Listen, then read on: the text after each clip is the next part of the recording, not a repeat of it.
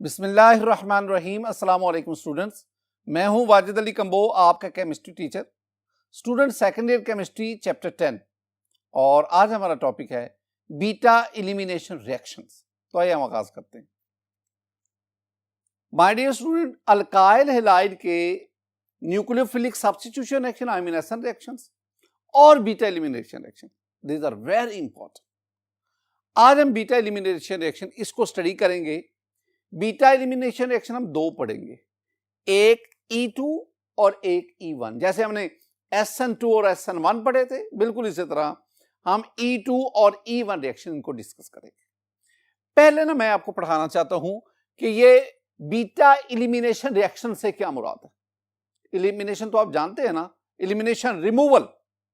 तो beta elimination इसका क्या मतलब होगा, जरा देखें स्टूडेंट। मेरे पास वो कार्बन जिस पर हैलोजन ग्रुप अटैच है, this carbon is called alpha carbon, और अल्फा कार्बन के जो एडजेसेंट कार्बन है that is called the beta carbon, beta. अब ये कार्बन बीटा, इस पर मौजूद ये हाइड्रोजन, ये बीटा हाइड्रोजन, ये बीटा हाइड्रोजन, और ये हाइड्रोजन जो अल्फा कार्बन पर है ये अल्फा हाइड्रोजन। अब हमने क्या करना है, हमने किसी रिएजेंट का इस्तेमाल करके, रिएजेंट जो आमतौर पर हम स्ट्रॉन्ग बेस लेते हैं, स्ट्रॉन्ग बेस, किसी स्ट्रॉन्ग बेस का रिएजेंट का इस्तेमाल करके आपने अल्फा कार्बन से हैलोजन, बीटा कार्बन से हाइड्रोजन, यानी इधर से हैलोजन और इधर से हाइड्रोजन, इसको रिमूव करना। ये हाइड्रोजन ले लें, ये हाइड्रोजन ले लें, कोई लिखा, लेकिन आपने अल्फा से हैलोजन और बीटा से हाइड्रोजन को रिमूव करवाना। जब ये, यानी आपने -HX, ये आपने दो एटम्स का रिमूवल हुआ, halogen from alpha carbon, hydrogen from beta carbon. अब क्या हुआ, अब इन दोनों अल्फा और बीटा के दरमियान यहां पे डबल बॉन्ड बन गया, और यूं आपके पास ये प्रोडक्ट बना, ये double bond, and this product is called alkyne, ये कहलाएगा अल्कीन। और इस तरह आपने क्या किया, आपने इस एलिमिनेशन रिएक्शन में एक अल्काइल हैलाइड को अल्कीन में कन्वर्ट किया by the removal of HX। HX is called hydrogen halide. HX is an acid. Hydrogen halide is an acid. और आपने इससे एसिड को निकाला by using the strong base. Student, हमने ना चैप्टर 8 में method of preparation of alkyne, उसमें इस रिएक्शन को डिस्कस किया था। हमने अल्कीन के जो मेथड ऑफ प्रेपरेशन थे उसमें हमने एक मेथड पढ़ा था, डीहाइड्रोहेलोजिनेशन। क्या था हमारे पास रिएक्शन था, dehydrohalogenation. D mean removal, hydro mean hydrogen, halogen और एशन मीन प्रोसेस। तो वो प्रोसेस जिसमें हम किसी भी सबस्ट्रेट से हाइड्रोजन को और हैलोजन को रिमूव करवाते हैं। आज मैंने इसको नाम क्या दिया, आज मैंने इसे एलिमिनेशन रिएक्शन कहा। पहले मैं इसे क्या कह रहा था, पहले मैं कह रहा था this one is the dehydrohalogenation, और आज इसी डीहाइड्रोहेलोजिनेशन को हम कहते हैं this one is the elimination reaction. Why this one is called the beta, because the hydrogen is removed from beta carbon, इसलिए this one is called the beta elimination reaction. This one is called the beta. और इसमें product क्या बना, यहां से X और यहां से H निकलने के बाद इन दोनों के दरमियान मल्टीपल बॉन्ड बना, and the product is alkyne. This one is one of the best method for the preparation of alkyne. Student, ये जो बीटा एलिमिनेशन रिएक्शन है, ये आगे फिर दो इनकी टाइप्स हैं, एक हम कहते हैं E2 और एक को हम कहते हैं E1। अब हम क्या करेंगे, हम इन E2 और E1 को वन बाय वन इस लेक्चर में मैं आपको E2 रिएक्शन ये आपके साथ डिस्कस करूंगा। अगर आप इस ना रिएक्शन को कंसेप्चुअली समझना चाहते हैं तो माय डियर स्टूडेंट, आपको ना वो जो SN रिएक्शन थे, जो न्यूक्लियोफिलिक सब्स्टिट्यूशन रिएक्शन थे, उसमें जो SN2 रिएक्शन था ना, अगर आप E2 को समझना चाहते हैं तो आप इसके साथ साथ SN2 रिएक्शन उसको कंपेयर करते जाओ और देखते जाओ। वो तो आपने अच्छी तरह याद किया हुआ है इससे पहले जो लेक्चर्स थे उसमें। तो SN2 और E2 दोनों को कंपेयर करके याद करते जाओ। आए जरा E2 रिएक्शन क्या है। E2 reaction student one step elimination reaction, और वो जो SN2 पढ़ा था वो भी वन स्टेप था। तो ये भी one step elimination reaction in which both the atoms यानी हाइड्रोजन और हेलोजन, बोथ द एटम्स दोनों एटम्स और groups leave simultaneously are called it leave simultaneously एक ही वक्त में, यानी जब अल्फा से हेलोजन रिमूव हो रहा होता है, at the same time beta से हाइड्रोजन, दोनों ग्रुप एक ही वक्त में simultaneously concerted process simultaneous process उसमें लीव कर जाते हैं और हमारे पास मल्टीपल बॉन्ड एस्टेब्लिश होता है। This reaction is called E2 reaction, single step reaction. Student ये मेरे पास ना ब्रोमोइथेन है। This one is bromoethane. इसका रिएक्शन मैंने करवाया अल्कोहलिक KOH से। This one is the base alcoholic KOH। याद रखना, यहां पे एक अहम बात आपके साथ शेयर करने जा रहा हूं। आप यहां पे ना स्ट्रॉन्ग बेस का इस्तेमाल करते हैं। स्ट्रॉन्ग बेस आप कौन कौन से ले सकते हैं माय डियर स्टूडेंट? आप स्ट्रॉन्ग बेस के तौर पर ये KOH इन एथेनॉल इसको यूज कर सकते हैं। आप सोडियम एथोक्साइड इन एथेनॉल इसको यूज कर सकते हैं। आप सोडियम मेथोक्साइड इन मेथेनॉल इसको यूज कर सकते हैं। आप पोटाशियम टर्शीब्यूटाइल उसको अपना यूज कर सकते हैं। Butoxide, potassium tertbutoxide, that can also be used as a strong base. These are various reagents which are used as a strong base and these are used in the elimination reactions. मैं इन चारों में से मैं alcoholic यानी KOH इन ethanol जिसे हम alcoholic KOH कह रहे हैं उसका इस्तेमाल कर रहा हूं। अब होता भला क्या है, ये वाला कार्बन जिस पर ब्रोमीन है ये मेरे पास कहलाएगा अल्फा कार्बन और ये कहलाएगा बीटा कार्बन। अब इस बीटा कार्बन पर 3 हाइड्रोजन है। एक हाइड्रोजन मैं आपको समझाने के लिए ना CH3 है तो एक हाइड्रोजन मैं यहां ले लेता हूं, तो ये CH2 है। ये सिर्फ आपको मैंने समझाने के लिए नीचे लिखा। अब क्या होगा, अब अल्फा से हेलोजन यानी ब्रोमीन, बीटा से हाइड्रोजन, ये दोनों रिमूव होंगे। ये जो KBr को ले लेगा, KBr बन गया। OH इसके साथ ये हाइड्रोजन चला जाएगा, इस तरह ये क्या बन गया, वाटर।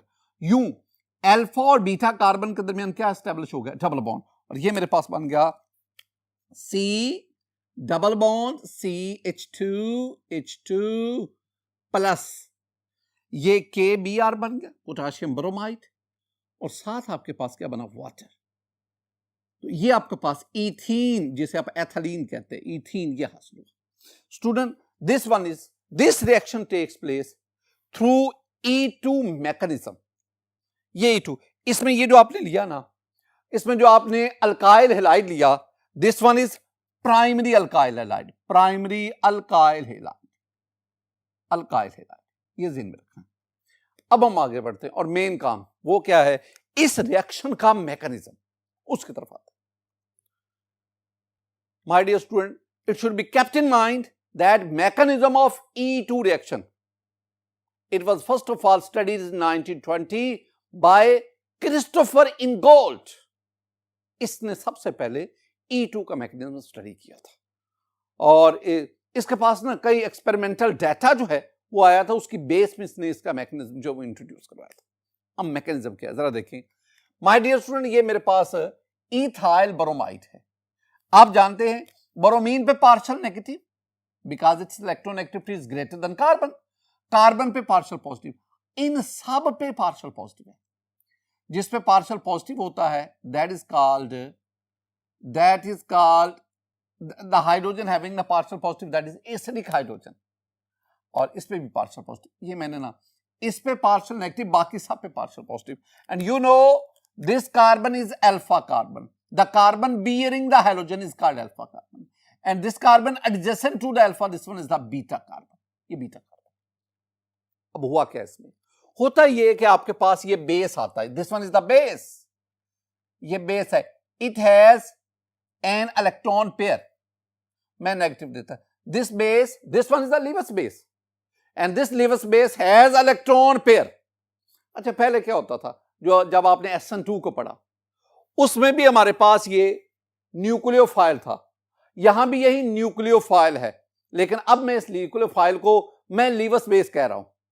पहले क्या हुआ था? SN2 में क्या हुआ था? इसने इस इलेक्ट्रोफिलिक कार्बन पर अटैक किया था, ब्रोमीन यहां से निकल गया था, ब्रोमाइड आयन बनकर. अब क्या हो रहा है? अब ये हो रहा है कि ये वाला जो है, यानी this one is the Lewis base, मैं इसे लीवस बेस कह रहा हूं. Lewis base, it has electron pair. अब ये क्या करेगा? ये इस कार्बन के साथ बॉन्ड बनाएगा, यानी ये लीवस बेस इस कार्बन कह रहा हूं, इस हाइड्रोजन के साथ बॉन्ड बनाएगा, इस हाइड्रोजन. यानी ये लीवस बेस इसमें से इस एसिडिक हाइड्रोजन को एब्स्ट्रैक्ट करता है. स्टूडेंट, जब ये इसके साथ बॉन्ड बना रहा होता है ना, ये दोनों इलेक्ट्रॉन जो कार्बन और हाइड्रोजन के दरमियान, ये यहां से इधर शिफ्ट होते हैं. I mean, ये यहां पे डबल बॉन्ड बनाते हैं. अब इस कार्बन के ऑलरेडी 4 बॉन्ड है, एक और बॉन्ड बनेगा 5 बॉन्ड. ऐसा तो नहीं हो सकेगा. क्या होगा? ये दोनों इलेक्ट्रॉन ये इस ब्रोमीन के पास चले जाएंगे. अगर आप देखेंगे ना, अगर आप देखेंगे तो उसमें क्या क्या हो रहा है. लीवस बेस और हाइड्रोजन का बॉन्ड फॉर्मेशन हो रही है, कार्बन हाइड्रोजन बॉन्ड ब्रेक हो रहा है, कार्बन कार्बन पाई बॉन्ड बन रहा है, कार्बन ब्रोमीन बॉन्ड ब्रेक हो रहा है. यहां पे 4 इवेंट्स हो रहे हैं, 4 इवेंट्स हो रहे हैं. मैं ये ट्रांजिशन स्टेट आ गई. In this one is the transition state. मैं इस ट्रांजिशन स्टेट में इन चारों इवेंट्स का दोबारा जिक्र करता हूं. देखो क्या हो कह रहा है कि ये जो हाइड्रोजन है, ये वाला एसिडिक हाइड्रोजन जिसे मैं कह रहा हूं, इसका अटैकिंग बेस के साथ बॉन्ड बन रहा है. कार्बन हाइड्रोजन बॉन्ड ब्रेक हो रहा है, ये ब्रेक हो रहा है. कार्बन ये वाला पाई बॉन्ड बन रहा है, और कार्बन हाइड्रोजन यानी कार्बन ब्रोमीन बॉन्ड ब्रेक हो रहा है. 4 इवेंट्स हो रहे हैं, और ये चारों इवेंट्स साइमल्टेनियसली हो रहे हैं, एक ही वक्त में हो रहे. This one is the transition state. अब ट्रांजिशन स्टेट में ये चारों काम हो रहे. मैं आपको ना एक और अंदाज में समझाता हूं, जरा देखें. माय डियर स्टूडेंट, ये मेरे पास इथाइल ब्रोमाइड का मॉलिक्यूल है. ये आप इसको गौर से देख सकते हैं. ये कार्बन जिसके साथ ब्रोमीन लगा हुआ, this one is the alpha carbon. इसके साथ ये वाली कार्बन जो, this one is called the beta carbon. इस पर मौजूद ये 3 hydrogen, these are beta hydrogen. They possess a partial positive charge, so these are acidic hydrogen. ये आपके पास ना एक न्यूक्लियोफाइल आया, मैं इस न्यूक्लियोफाइल को लीवस बेस कह रहा हूं. It has electron pair. अब ये न्यूक्लियोफाइल क्या करेगा? ये न्यूक्लियोफाइल इस बेस, इस एसिडिक हाइड्रोजन के साथ बॉन्ड बनाएगा. अब ये कार्बन हाइड्रोजन बॉन्ड यहां से ब्रेक होना शुरू होगा, carbon carbon pi bond formation होगी, कार्बन हाइड्रोजन बॉन्ड ब्रेक होना शुरू होगा. ये 4 काम. अच्छा, एक बात याद रखना, अगर हम ना स्टीरियोकेमिस्ट्री की बेस पे उसके तनासुर में इसको डिस्कस करें, तो आपके पास ना ये चेंज इस तरह आती है. ये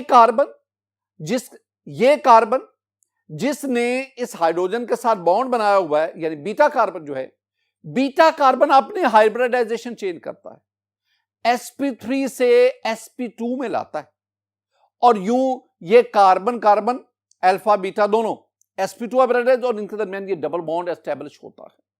माय डियर स्टूडेंट, अगर आप इस ट्रांजिशन स्टेट को क्रिटिकली देखें, अब हो भला क्या रहा है?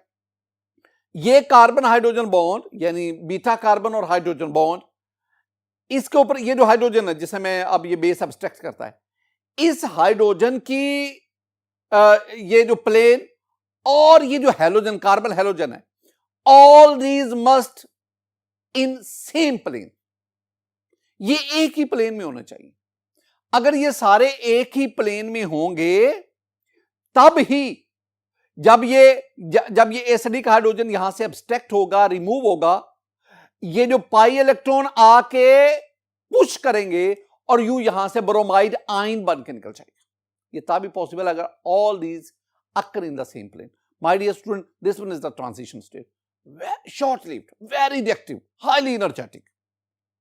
अब इसमें क्या होगा, अब इसमें ये होगा, ये ब्रोमाइड आयन निकल गया, प्रोटॉन एब्स्ट्रैक्ट हो गया और यूं आपके पास ये ईथीन का मॉलिक्यूल बन गया, ये ईथीन का मॉलिक्यूल बन गया। माय डियर स्टूडेंट, अगर आप इसके ना एनर्जी डायग्राम देखें, एनर्जी डायग्राम में देखेंगे ना, तो ये मेरे पास हैं रिएक्टेंट्स और ये रिएक्टेंट आपके पास क्या है, ये आपके पास अल्काइल हैलाइड है और साथ आपके पास ये न्यूक्लियोफाइल जिसे मैं बेस कह रहा हूं। अब क्या होगा, जब ये एक दूसरे के करीब आएंगे एनर्जी इंक्रीज सिस्टम की करेगी और ये ऊपर की तरफ जा रहा है, यहां पे जाके ये ट्रांजिशन स्टेट एस्टेब्लिश होगी। और मैंने कहा कि ट्रांजिशन स्टेट में 5 डिफरेंट इवेंट्स इन्वॉल्व हैं, 4 डिफरेंट इवेंट्स इन्वॉल्व हैं। वो 4 इवेंट्स कौन कौन से हैं? पहला इवेंट है बेस हाइड्रोजन बॉन्ड फॉर्मेशन, दूसरा इवेंट है कार्बन हाइड्रोजन बॉन्ड ब्रेकेज, तीसरा इवेंट है carbon carbon pi bond formation और चौथा इवेंट क्या है, कार्बन हैलोजन बॉन्ड ब्रेकेज। ये चारों काम साइमल्टेनियसली कंसर्टेड प्रोसेस में हो रहा है and this one is the transition state. इसके बाद क्या होगा, इसके बाद ये आपके पास प्रोडक्ट की तरफ चले जाएगी। This reaction is overall exothermic reaction, क्योंकि प्रोडक्ट ये रिएक्टेंट से नीचे स्टेबल है। माय डियर स्टूडेंट, अब आपके पास ये बॉन्ड ब्रेक हुआ, ये बॉन्ड बन गया, तो आपके पास प्रोडक्ट क्या बना, प्रोडक्ट मेरे पास बना जी सी डबल बॉन्ड सी, इस कार्बन के साथ 2 हाइड्रोजन, इस कार्बन के पास 2 hydrogen, this one is ethene plus ये BH बन गया प्लस ये ब्रोमाइड आयन यहां से रिमूव हो गया। Single step reaction. जितनी मैंने ऊपर बातें की है ना, अब वही बातें आगे रिपीट होती जाएगी। Single step, the mechanism that was discussed by Christopher Ingold. Christopher Ingold कहता है कि this one is the single step reaction and this step is slow and this one is the rate determinant. If a reaction consists of single step, that step is called the rate determining step. दूसरी बात, base attacks on the acidic hydrogen and hydrogen atom is removed simultaneously. यानी वो कहता है 2 काम, base का इस पर अटैक करना और हैलोजन एटम का, हैलोजन एटम, तो हैलोजन एटम का यहां से रिमूव होना, ये दोनों काम कंसर्टेड प्रोसेस में साइमल्टेनियसली हो रहे, एक ही वक्त में हो रहे। और अल्कीन इज फॉर्म्ड, ये the product obtained that is called alkene, I mean carbon double bond carbon. Molecularity हम क्या कहते हैं, the number of molecules taking part in rate determining step. This one is the rate determining step. Reactant के 2 molecule involve हैं, एक alkyl halide है, एक base है, तो जितने रिएक्टेंट के मॉलिक्यूल इन्वॉल्व होंगे वो उसकी क्या कहलाते हैं, मोलेकुलरिटी। तो इसकी मोलेकुलरिटी क्या है, 2, यूं ये कहलाएगा by molecular reaction, by molecular reaction. देखो 2 molecules, I mean alkyl halide and base, are taking part in rate determining step. So its molecularity is 2 and this one is bimolecular reaction. This one is a bimolecular reaction. मैं लिखता हूं ना E2, तो ये जो 2 है ना, 2, ये 2 इसके मोलेकुलरिटी को रिप्रेजेंट कर रहा है। स्टूडेंट आगे हम चलते हैं और हम रिएक्शन काइनेटिक्स को डिस्कस करें। माय डियर स्टूडेंट, क्रिस्टोफर इनगोल्ड उसने ये ऑब्जर्व किया थ्रू एक्सपेरिमेंट के अल्काइल हैलाइड की कंसंट्रेशन और बेस की कंसंट्रेशन दोनों जो है रेट ऑफ रिएक्शन को अफेक्ट करती है। जितनी आप अल्काइल हैलाइड की कंसंट्रेशन जितने गुना बढ़ाएंगे रेट ऑफ रिएक्शन उतने गुना बढ़ेगा। अगर आप अल्काइल हैलाइड की कंसंट्रेशन डबल करें रेट ऑफ रिएक्शन डबल हो जाता है। अगर आप बेस की कंसंट्रेशन डबल करें तब भी रेट ऑफ रिएक्शन डबल हो जाता है। अगर आप इन दोनों रिएक्टेंट की कंसंट्रेशन डबल करें rate of reaction 4 time increase कर रहा है। ये जो एक्सपेरिमेंटल डाटा है इसकी बेस पर उसने रेट इक्वेशन डेवलप की और रेट इक्वेशन क्या आ गई, रेट इक्वेशन आ गई, रेट दैट्स इक्वल टू के concentration of alkyl halide and concentration of base. मैं यहां न्यूक्लियोफाइल नहीं लिख रहा, मैं यहां बेस का जिक्र कर रहा हूं। क्यों मैं बेस लिखता हूं, ये जब मैं आपको SN2 और E2 का फर्क बताऊंगा ना, वहां मैं इस बात का वजाहत करूंगा कि क्यों मैं ऐसा कर रहा हूं। स्टूडेंट अब आप देखें, इसके ऊपर 1, इसका एक्सपोनेंट 1, इसका मतलब क्या हुआ कि ये जो आपके पास E2 रिएक्शन है वो अल्काइल हैलाइड के लिहाज से फर्स्ट ऑर्डर है, फर्स्ट ऑर्डर, बेस के लिहाज से फर्स्ट ऑर्डर है, यानी दोनों रिएक्टेंट के लिहाज से फर्स्ट ऑर्डर है। ओवरऑल अगर मैं rate of order of reaction लूं तो आप इनको ऐड कर लें, तो ओवरऑल जो OR है, OR mean order of reaction, that is equal to 1 + 1 that is equal to 2। तो this one is second order reaction. E2 is overall second order reaction। Student अब हम लास्ट में पढ़ते हैं नेचर ऑफ अल्काइल हैलाइड, यानी कौन से alkyl halide जो E2 रिएक्शन ये देते हैं। तो हम क्या कहेंगे कि generally primary alkyl halides they undergo E2 reactions। ये बिल्कुल उसी तरह स्टूडेंट जिस तरह हम कहते हैं ना कि primary alkyl halide undergo SN2 reactions, तो जो अल्काइल हैलाइड SN2 रिएक्शन देते हैं वही अल्काइल हैलाइड E2 रिएक्शन देते हैं। माय डियर स्टूडेंट, आज के इस लेक्चर में हमने जो बीटा एलिमिनेशन रिएक्शंस है उसकी जो पहली टाइप थी E2 रिएक्शंस उसको डिस्कस की। मेरी दुआ है कि अल्लाह ताला आप पर अपना फजल फरमाए, अल्लाह ताला आप पर अपना करम फरमाए। अस्सलामु अलैकुम व रहमतुल्लाह।